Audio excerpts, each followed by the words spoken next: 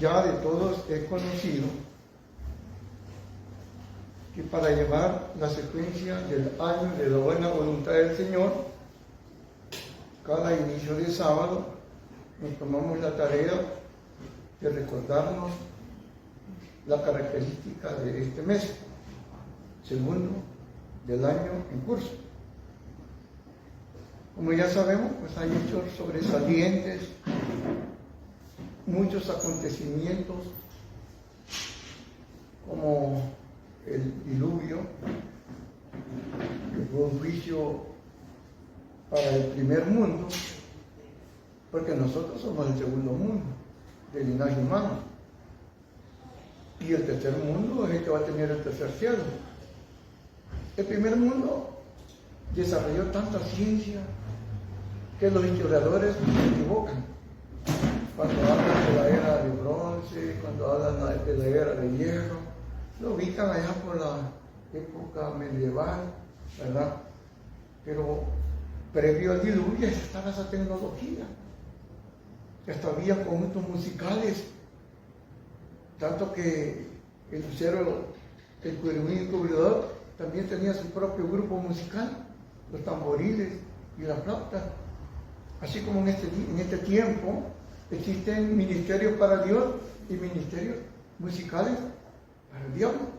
O sea, en el primer mundo se repite lo del segundo mundo. Perdón, lo del segundo mundo repetimos lo que estaba en el primer mundo. Y esto para ver por qué el Señor en aquel momento tomó la decisión de hacer un juicio. Dios da tiempo, tiene paciencia, inclusive para la toma de la tierra de Canaán, el Señor dio tiempo de gracia, porque le dijo a Abraham, pasarán 400 años todavía, hasta que se cumpla la maldad del Eteo, del Fariseo, del Jebuseo. Iba dando la lista de todos los que habitaban en esa tierra, que también el Señor, y en ese momento mismo hubiera hecho juicio y lo hubiera matado. Pero imagínense, todavía le promete a Abraham, hasta que se cumpla la maldad del amorreo, 400 años. Pero todavía les da ventaja, porque de acuerdo a Éxodo capítulo 12, 40, dice que eran 430 años. Les dio de verdad 30 años. Para que vean que el Señor no es como muchos lo pintan, que el Dios del Antiguo Testamento es un Dios sanguinario, Jehová de los ejércitos, no se parece nada al Dios del Nuevo Testamento, que Dios es amor. Esta es la perspectiva humana. El pensamiento humano, cuando no se quiere someter a la palabra de Dios, que está en la Biblia católica, que está en la Biblia evangélica, que está en la Biblia de los testigos de Jehová, que está en la Biblia de los mormones, que está en la Biblia pechita de los siriacos y que está en la Tanakh de los hebreos. Es el mismo Dios, es el mismo plan. No ha habido variabilidad, porque Jesús no vino como un diputado a hacer una reforma de ley establecida previamente, sino que viene a constituir un ministerio preparado ya no para aquella cultura hebrea, sino un ministerio que se capacitó por 3 años y medio para ir al mundo gentil, el pueblo que estaba en valle de sombra de muerte, porque todos estábamos muertos en delitos y pecados, porque aquellos se robaron 500 años que nos pertenecían a nosotros si ellos con responsabilidad hubieran cumplido el ministerio de difusión del Evangelio a nivel del mundo. Porque que Jesús mandara a los discípulos a todo el mundo no era innovación. Porque en Éxodo 19 dice que quería un reino de sacerdotes en los hebreos para que difundieran el Evangelio de aquel momento a todo el mundo. Porque a ellos se les evangelizó como también a nosotros se nos ha evangelizado. Palabras de Pablo en el libro de Hebreos. O sea, no hay variabilidad. El cambio se da porque el pueblo que estaba con el privilegio de hacerlo no lo hizo. Llevó a su amado a la viña y esperaba encontrar uvas y encontró. Por eso dice que la piedra que desecharon los edificadores fue quitada y fue dado a otros que dieran el fruto azul. Y es allí donde nosotros nos vemos involucrados. no para mal, sino para bien, si aprovechamos la preciosa oportunidad de los últimos días que estamos sobre la tierra de los vivientes. Porque si nosotros no reformamos nuestra conducta, no regeneramos nuestras acciones, nos vamos a ir con nuestro odio a la sepultura. Nos vamos a ir con nuestro supuesto amor a la sepultura. Y de antemano, si así nos vamos, ya sabemos que esto va directo a la segunda resurrección. Por lo tanto, el mensaje del Señor es para que cada uno tome nota, tome la nota de prevención y haga los cambios respectivos en su vida personal. No es una fuerza, es una sugerencia, es una motivación para aquel que quiere aprovechar los últimos días que tiene sobre la tierra de los vivientes. Quitar aquel estigma que han creado de Jesús como que es un reformador, como que como hijo estaba en contra de su padre y quitó la ley de maldición y nos trajo la gracia. Eso es lo que la gente interpreta de la palabra de Dios. No entiende que los 430 años que los hebreos llegaron a Canaán eran el tiempo de gracia que le dio a partir de la promesa que le hizo a Abraham. Imagínense, 430 años de gracia. Porque Dios no es como nosotros, que nosotros somos reactivos así instantáneamente, tronando y lloviendo, nos salen podríamos decir, la legión de demonios que tenemos dentro, ya sea por palabras, ya sean por acciones o ya sean por gestos. Entonces es necesario que si cada uno de nosotros aspiramos a ser parte de la iglesia de Dios, debemos de entender que Jesús no vino a fundar otra iglesia. Y es de ahí cuando se le da una mala interpretación en el diálogo que tiene con Pedro, que toman esa interpretación mal hecha de la Biblia para decir que Jesús vino a fundar una iglesia. En el año 321 al año 326, en las 7 montañas del Vaticano, inauguraron esa supuesta iglesia de Jesús. Que conste que Jesús no vino en ningún momento a oponerse a lo que su Padre dice. Mi doctrina no es mía, mi doctrina es de aquel que me envió. Si mi doctrina fuera mía, ustedes la conocieran, pero yo no he venido a poner mi propia palabra. Comencemos en el Evangelio de Mateo, en su versículo 18. El texto mal interpretado. Y lo hablamos porque el proyecto de Jesús era ese precisamente: construir el templo, levantar el templo, no solamente estructural, sino también espiritual en cada uno de nosotros. El estructural lo va a hacer cuando comience el milenio. Así que ya dejemos de ser presas fáciles de aquellos escandalosos, de aquellos que se aprovechan de nuestra ignorancia porque no leemos y nos han hecho creer que ya están preparándose para hacer el tercer templo. No, Jesús no vino a crear ningún templo en el 6º milenio ni en el milenio 4 que Él se manifestó al mundo.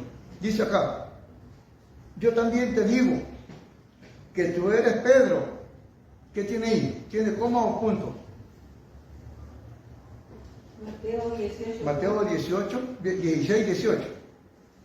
16, 18. Quiero que vayan ustedes viendo cómo es la expresión de Jesús.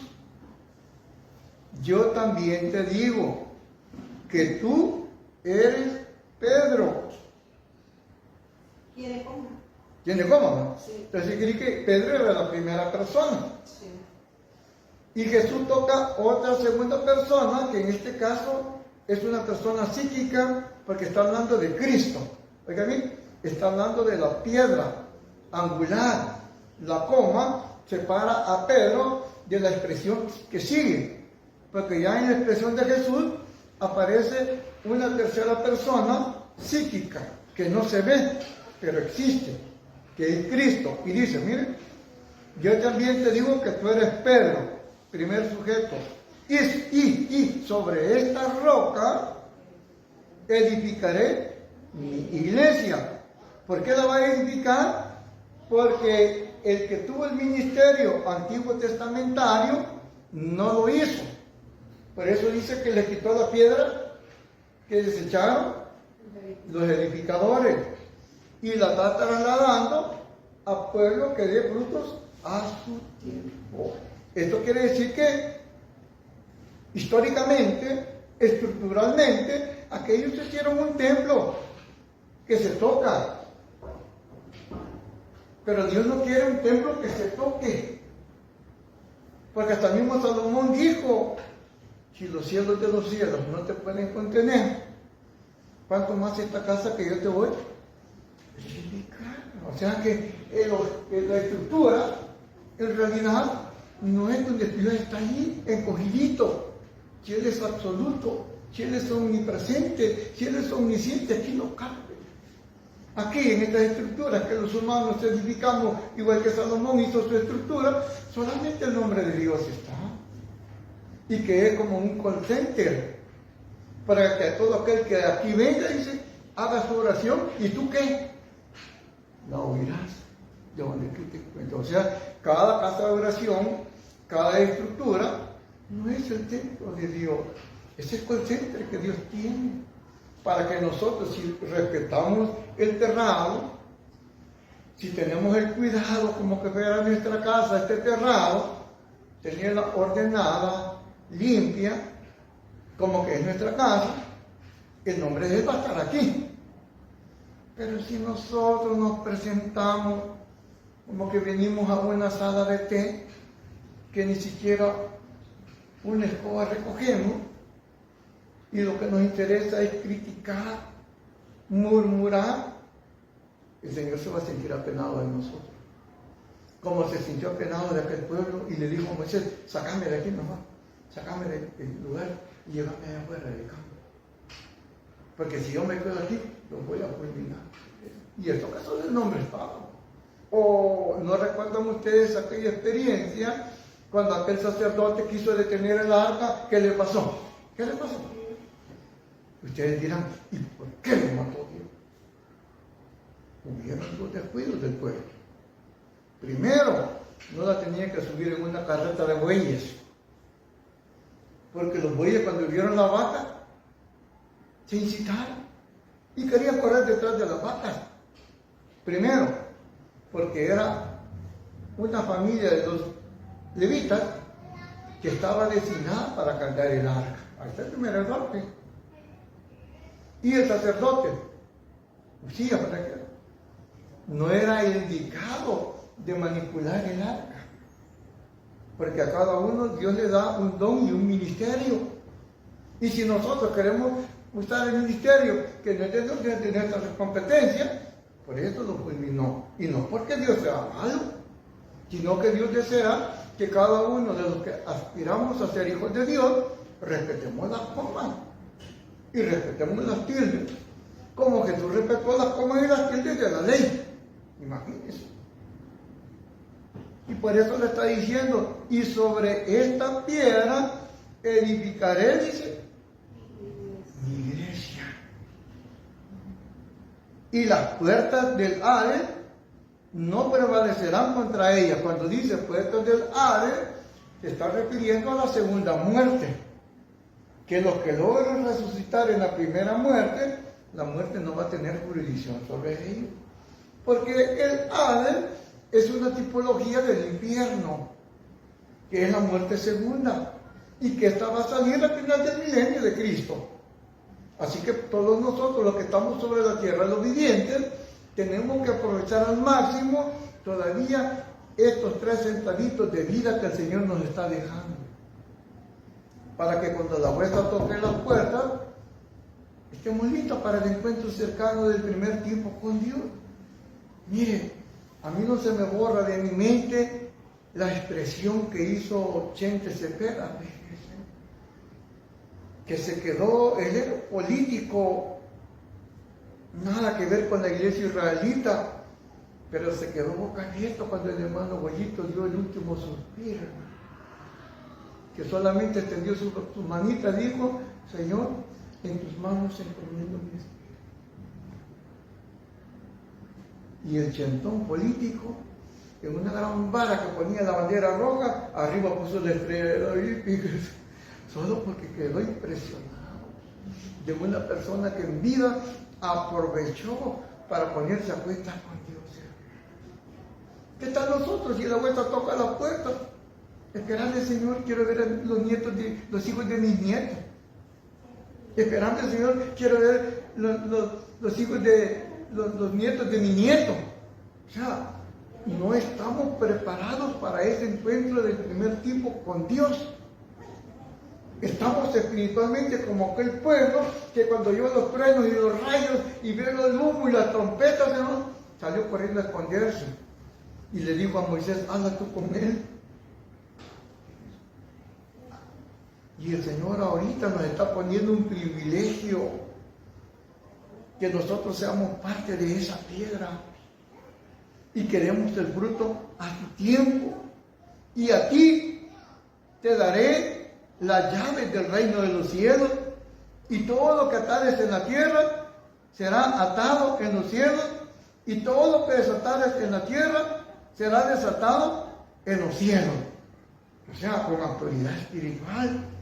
Conche que este derecho no es exclusivo de Pedro. Y por eso nosotros, como solo seguimos los decires de la gente, creemos que Pedro es el portero, porque él tiene la llave, que él es el conserje, porque supuestamente en esta lectura nosotros, ¿a quién le adjudicamos el derecho de tener las piedras, las llaves? A Pedro. Vámonos a Mateo 18:18.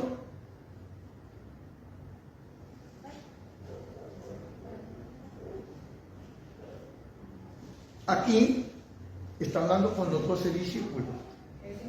Mateo 18:18. Leamos desde el 16 hasta el 18. Para que vean que aquella plática que tuvo con Pedro, que a él le daba las llaves, no solo se las da a él, porque así, si llegaba tarde Pedro, ¿cómo iba a estar la iglesia? ¿No? Qué raro, ¿verdad? Así dice que hay que darle llave a todos, ¿sí? Los miembros que son responsables con el Señor, ¿sí? Dice acá: mas si no te oyere, toma aún contigo a uno o dos, para que en boca de 2 o 3 testigos consta toda palabra. Si no lo oyeren a ellos, dilo a la iglesia. Y si no oyeren a la iglesia, tenlo por gentil y publicano. O sea, nos está enseñando procedimentalmente la aplicación de la teoría de la doctrina israelita. Que tenemos que ser honestos, que tenemos que ser sinceros, y que no vamos a escandalizarnos por el error que otros hacen, sino que hay que llamarlo en particular. Primero. Y si no, llama a los otros testigos que no sean comunicadores, ¿verdad? Sino que sean estrellas. Y si no, vean ustedes que hasta el mismo Jesús está hablando lo que decía el Antiguo Testamento. Llamar 2 o 3 testigos, pero que sean responsables.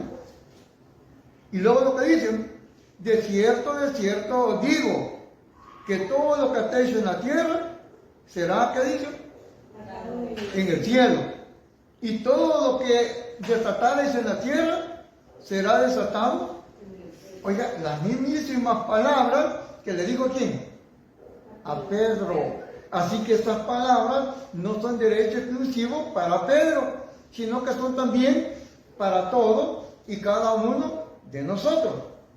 Si alguno ha tenido la curiosidad de leer las virtudes y defectos de las 7 iglesias, que no son épocas, que les quede claro a las comunidades israelitas que las 7 iglesias no son épocas, son 7 iglesias contemporáneas, que cada una tenía un defecto y tenía una virtud, y que dentro de esas 7 había una de las más botaditas, que probablemente seamos nosotros, y la más cercana al Señor, que probablemente son nuestros hermanos que nos ven de menos, ¿verdad? Y fíjense que a esa que está más cerquita le dice: tú tienes la llave, y todo lo que atares será atado en el cielo, y lo que desatares será desatado en el cielo. Tú tienes la llave. Y todos aquellos que se dicen ser judíos, pero son sinagogas de Satanás, y que nunca te han estimado, van a venir y se van a postrar delante de ti. O sea, y esto para decirles a nuestros hermanos que dejen de andar con eso, que en cada cabaña sacan a las niñas como las 7 épocas, y no son 7 épocas. Son 7 iglesias administradas por hermanos, por ministros, por encargados, y que cada uno tiene defectos y virtudes, y que son como la escalera para llegar al cielo, ¿verdad? No conformarnos, por eso dice que tiene oídos, oiga, no se conforme en el estado que se encuentra hasta este momento, y por eso le dice, miren, todo lo que atares será atado en el cielo, pero ya no se lo digo solamente a Pedro, por eso les estoy dando estos 2 versículos, para que vean que Jesús en ningún momento tuvo o se le cruzó en la cabeza crear una nueva congregación diferente a la congregación antiguo testamentaria, porque el diablo cuando le ofreció las piedras para que las explotara y le sacara el pisto, para miren, ahí le estaba diciendo a esta iglesia que ya no tengan los mismos perfiles de la iglesia israelita antiguo testamentaria. Y si ustedes son curiosos y ven Apocalipsis, dice en el capítulo 6 que los que murieron y se hicieron ya con sus vestidos blancos le dicen, ¿hasta cuándo, Señor, nos vas a hacer juicio y justicia? Espérense, falta Glorita, falta Roxana, falta Roselia, falta Noé. Miren, que pasen lo mismo que ustedes han pasado. No está diciendo, eso ya están en nuestra iglesia y nosotros, eso era para aquellos. Fíjense, y yo he escuchado ministros israelitas decir, no, nosotros no hacemos esto porque eso era para aquellos. Dios mío, entonces ya no es Jesús, el de Nazaret, el Hijo de Dios, el ministro de ellos, es Constantino. Constantino es el que dijo que Jesús vino a quitar muchas cosas y que ya no tenemos obligación nosotros de hacerlo. Que a nuestros hermanos israelitas que hablan de esa manera, esto no es para nosotros, solo les falta hacer la Navidad, irse a la playa. Bueno, se van en la playa en los días de Ácimo porque ya no hacen Ácimo. ¿Hasta dónde han llegado los ministros israelitas, hermano? Vergüenza me dio cuando vi un ministro en la época de la pandemia invitando a los hermanos que se fueran a la playa el 15 de abril, cuando la Biblia lo cataloga como santa convocación. Y se dejó arrastrar donde andaban todos con su semana zángana. Por esto es delicado ver cómo estamos construyendo nosotros el templo. Debemos de ver cómo empezamos a reprimir todos aquellos impulsos que tenemos de fuerza luciferiana que nos hacen que vivamos una vida totalmente que ya no cabemos. Que creemos nosotros que con viajar geográficamente de un lugar a otro lugar se nos van a acabar los problemas, y le digo que no se acaban los problemas aunque usted se vaya al otro lado del mundo. Un moralista dice que un joven de América se fue para Mesopotamia y allá se encontró con un hombre vestido de blanco, barbudito y canoso, y le pregunta, Señor, ¿cómo son las gentes de este lugar? Y le dice el anciano, ¿y cómo son las personas de donde tú vienes? Híjole, son envidiosos, son mentirosos. Aquí también así son, hijo. Fíjese. Y llegó otro joven del mismo lugar donde llegó el primero, y llega el mismo anciano y le pregunta, Señor, ¿cómo son las gentes de este lugar? ¿Y cómo son de donde tú vienes, hijo? Son amables, son empáticos, son solidarios. Aquí también existe un hijo. ¿Entendieron? No es el lugar, somos nosotros. Porque dependiendo cómo esté el ente en nuestro ojo interno, así vemos las cosas. Y por eso me agradó esa moraleja que dejó ese escritor, porque dice, el cambio no nos hace el lugar, el cambio lo tenemos que hacer nosotros, matar la vieja criatura para que viva la nueva criatura. Porque Saulo, que era la vieja criatura, con solo oír el nombre de Jesús de Nazaret, le rechinaban los dientes como que tenía parásitos, hermano. Se jalaban los pelos de cólera, se rompía la ropa y mataba. Y según él, estaba haciendo obras de Dios, y el mandamiento dice no matar hombre ni animal. Pero cuando yo hubo un proceso interno y hubo una conversión interna, los problemas ya no eran obstáculos, ya eran oportunidad para perfeccionarse. Ahora me gozo el hombre espiritual. Y nosotros, tan alegres que venía y tan tristes que me voy. Todavía la teoría doctrinal israelita no hace eco en nuestra vida doméstica. Efesios capítulo 2, versículo 20. Esto para que veamos, ¿verdad?, que es lo fundamental en nuestras vidas personales. Efesios 2:20. Que es lo principal que probablemente no tengamos en nuestra vida doméstica, porque ya no es la piedra que el Señor quiere que esté en nosotros. 2:20.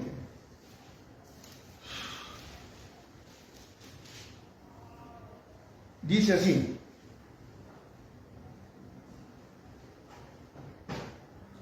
edificado sobre el fundamento de ¿qué dice, hermano? De apóstoles y profetas, siendo la principal piedra del ángulo, ¿quién? Jesucristo.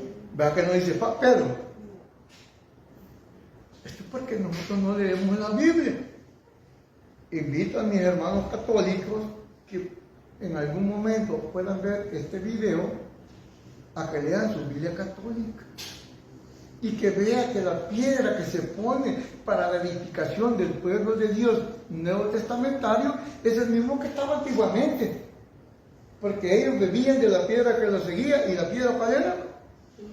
Primera de Corintios 10, 1 al 4, para fundamentarlo. Miren, no les estoy tomando el pelo, tomen la tarea de abrir su Biblia.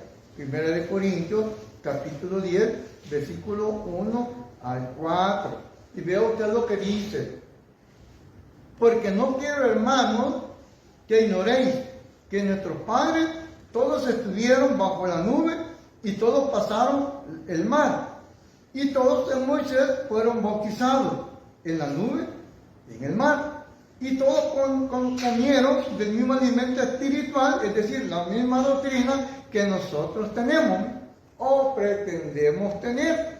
Si la hemos modificado, si la hemos mutilado, si la hemos reformado, porque Jesús no vino a quitar nada, ni vuelta ni tilde, ni yo. Dice luego: y todos comieron el mismo alimento espiritual, y todos bebieron la misma bebida espiritual, porque todos bebían de la piedra o roca espiritual que los seguía. Y la piedra o roca, ¿quién era? Era Cristo. Pero los demás de ellos no se agradó Dios, por lo cual quedaron postrados en el desierto. Amigo, amiga, hermano, hermana, si usted no quiere quedar postrado en el desierto, no quite jotas ni tildes de la ley de Dios, y no salga con esa palabra vacía que dicen a la iglesia israelita: es que esto no es para nosotros, esto era para aquellos. Ya no lo diga. Si lo digo en un cierto momento, dominado por decretos de ministros israelitas, ya no lo diga. ¿Por qué es menester obedecer a Dios? Fíjese, porque ¿a dónde nos manda Jesús? Nos manda a un patrón doctrinal diferente al que tenían los antiguos testamentarios y la iglesia israelita. Juan 5, 45 y 47. Ahí van a corroborar ustedes que vean que el patrón doctrinal, que la doctrina israelita, en qué estaba fundamentada o en qué se basaba. Oiga lo que dice: no penséis que yo voy a acusaros delante del Padre. ¿A quién os acusa? Moisés, en quien tenéis vuestra esperanza. Hablaba de aquellos, los contemporáneos a él. Dice: a los suyos vino, y los suyos a ellos les estaba hablando. Dice: en quien tenéis vuestra esperanza. Porque si creyeses a Moisés, ¿qué dice? Me creeríais a mí, porque de mí escribió él. Pero si no crees a sus palabras, a sus escritos, ¿cómo creeréis que aquel hizo? A mis palabras. Siempre en el Evangelio de Juan, en el capítulo 7, le dice: yo no traigo esta doctrina, la doctrina que yo traigo es de mi Padre. Todo el tiempo lo estaba corroborando, todo el tiempo lo estaba externando, todo el tiempo se lo estaba diciendo, y se lo dice a usted, me lo dice a mí, que estamos viviendo en esta época. No ha habido reforma de ley, no ha habido mutilación de la ley, sino que ha habido una interpretación genuina de la ley. Porque Jesús lo que vino a hacer fue interpretar lo que aquellos malinterpretaron. Porque ya le hemos dicho, si Hechos 12:9 dice: quemaréis su cabeza, quemaréis sus pies y sus intestinos. Desde el momento que dice pie, ya no se está refiriendo a cuadrúpedos en aquel tiempo. Que aquellos lo literalizaron y se volvieron mataríferes de cuadrúpedos, y mataban cuadrúpedos, pero no mataban su orgullo, no mataban su capricho, su soberbia, su arrogancia, su resentimiento, su envidia, su codicia. Están empaquetados, las legiones de demonios estaban dentro de ellos, como también pueden estar dentro de cada uno de nosotros, si nos tomamos con responsabilidad la Biblia católica, la Biblia evangélica, la Biblia de los testigos de Jehová, la Tanakh o la Peshita, las diferentes versiones de Biblia que hay. De nada nos sirve tenerlas hasta con terciopelo guardadita, si no la estamos cumpliendo, si no la estamos valorando, si nos estamos comportando como que si no tuviéramos un reglamento de Dios para ir reformando nuestra conducta. Deuteronomio 18:18. Vean ustedes que no ha habido diferencia. Así como Jesús hablaba de Moisés, ¿verdad?, que eran afines, también Moisés hablaba de Jesús. Deuteronomio 18:18. Oiga bien, había un mensaje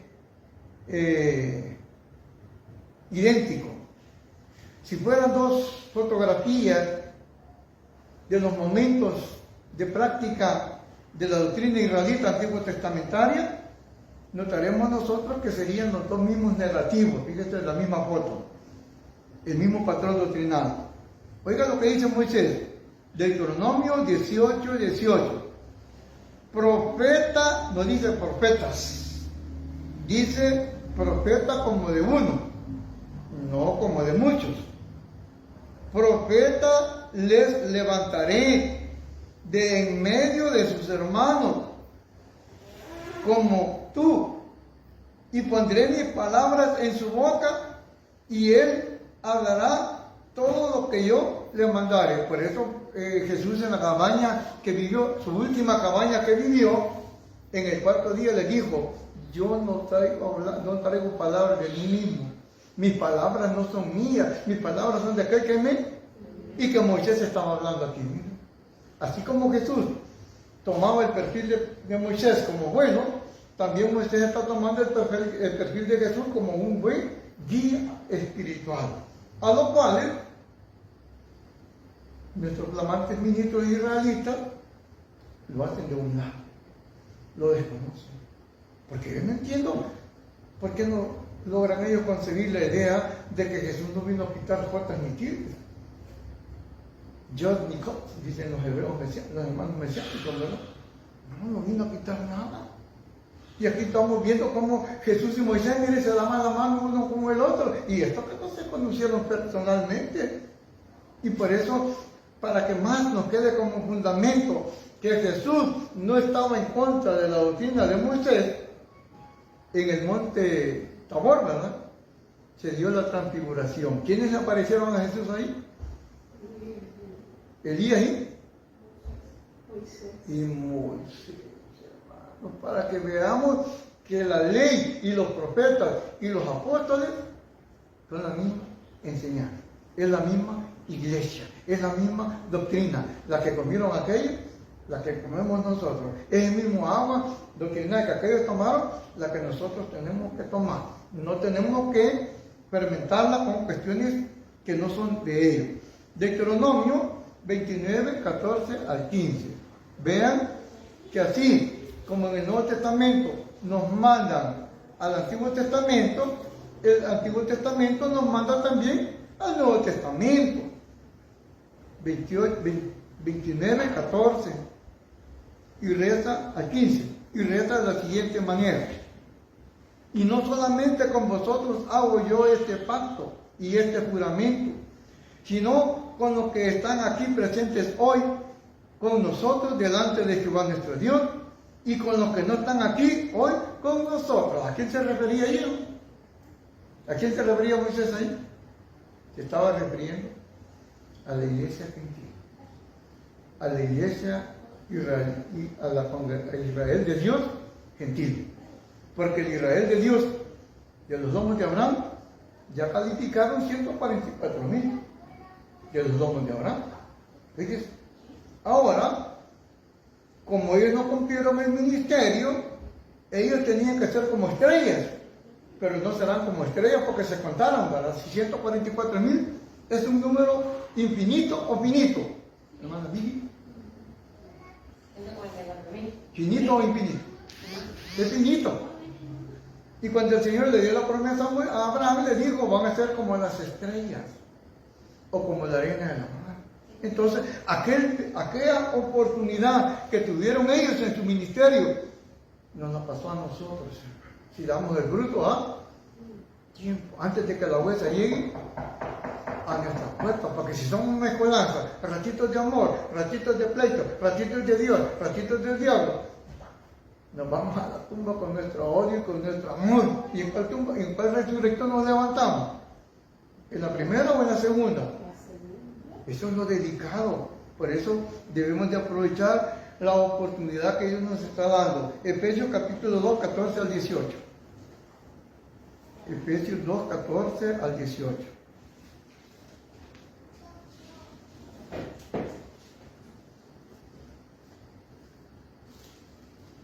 Resta de la siguiente manera: porque Él es nuestra paz, que de ambos pueblos hizo uno, derribando, ¿qué dice, hermano? La pared intermedia. Dios mío, yo me afirmo que nosotros, la iglesia israelita nuevotestamentaria, no nos veamos bien con otro ministerio de iglesia israelita nuevotestamentaria, y aunque tengan el mismo patrón doctrinal. Porque el ministerio de Ezequías Campos con el ministerio de Santiago Montiel, la misma doctrinita, y no se llegan, no se tragan, no se toleran. Entonces, ¿qué estamos construyendo? Si nuestra intención es solamente ser hijos o pueblo de Dios, Teresa de Jesús dijo, santa para los romanos, ¿verdad?, que el camino al infierno está empedrado solo de buenas intenciones.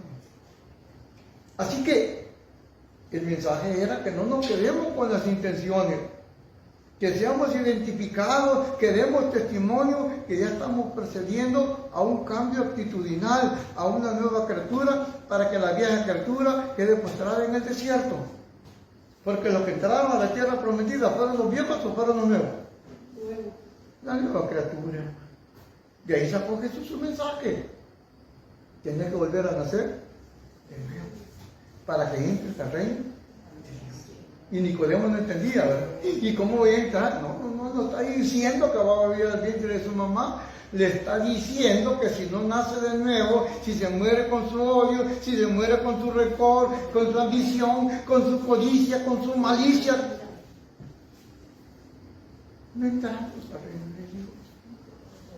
Y por eso aprovechemos los últimos instantes que tenemos de vida, mire, porque Él es nuestra paz, que dejando pueblos hizo uno, derribando la pared intermedia de separación, aboliendo en su carne las enemistades, la ley de los mandamientos expresados en obras. Y ahí es donde nosotros nos equivocamos, porque creemos que la ley es mala. Miren, si a la par suya pasa la policía o la guardia, no sé cómo le llamen en su localidad, pero si usted no la debe, no la queme. Pero si usted ha infringido la ley de su localidad, al ver las autoridades, ¿qué va a hacer? Salirse a esconder porque ha hecho que obre, oigan bien, que obre la ley. La ley no obra si nosotros no pecáramos, pero como pecamos, acá en los momentos, aquí vamos a la ley que nos está señalando los errores que cometemos y nos duele que nos derroten los errores que cometemos y por eso no nos gusta la sana doctrina. Porque la sana doctrina, mire, todos los sábados que nos congregamos, las lunas nuevas o las solemnidades, lo que hacen, mire, enrostrar. Que veamos los chilipes de demonios que tenemos en nuestros ojos y que solo vemos perversidad, solo vemos malicia. Si el que se quiere perder dice que se ensucie más, ¿verdad? Y el que se quiere salvar que se limpie más. ¿Para qué amargarnos nuestra vida por lo que otro hace o no hace? Si cambia o no cambie usted. Esforcémonos por un cambio propio. Ya digo el procedimiento de la ley. Si lo hubiera cometido una infracción, llámalo. No digo así. Llámalo. Pero no hagan el escándalo, porque hay aquel por quien viene. Entonces, ¿quién es el que hace el escándalo? ¿El que cometió la infracción o el que hace la murmuración? El que hace la murmuración. Llámelo. Si usted tuvo el privilegio de ver que una persona infracciona, llámele en secreto. Pero no comete el error de aquellos que hallaron a un pobre hombre recogiendo chamisitas de leña para calentarle la lechita a su niño que tenía diarrea. El sábado había recogido. Y miren, muchos fueron detrás a ver qué hacía. Y dice que Aarón y Moisés estaban con la congregación, es decir, estaban reunidos en la escuela sabática o en el sermón. Pero los perversos no llevaron a la practicidad el procedimiento de aplicación de la ley. Y es allí donde estamos fallando y por eso no nos queremos los unos con los otros y por eso los ministerios nos odiamos los unos con los otros. Porque no entendemos cuál es la operacionalidad de la ley en nuestra vida doméstica. Solo queremos que otros se sometan, solo queremos que otros cumplan y nosotros. Claro, tomamos la ley cuando yo estoy cumpliendo y cuando no lo cumplo yo. Escondidito, hijo, machete está en tu baño. Hermanos, no tomemos la silla de Cristo porque Él va a juzgar cada obra de cada uno. Y por eso dice, ya no andemos con esos muros, dice, porque Él es nuestra paz, que de ambos pueblos hizo uno, derribando la pared intermedia de separación, aboliendo en su carne las enemistades, la ley de los mandamientos expresados en obra, para crear en sí mismo de los dos un solo y nuevo hombre, haciendo la paz mediante la cruz, reconciliar con Dios a ambos en un solo cuerpo, matando en ella las enemistades. Oiga, en cada uno de nosotros tenemos que matar el hombre animal, que es enemigo del hombre espiritual. Y vino y anunció las buenas nuevas de paz a vosotros que estabais lejos y a los que estaban cerca, porque por medio de él, los unos y los otros, tenemos entrada por un mismo espíritu al Padre. Oiga, no hay modificación de ley, no hay reforma de ley, no hay una nueva doctrina y en ningún momento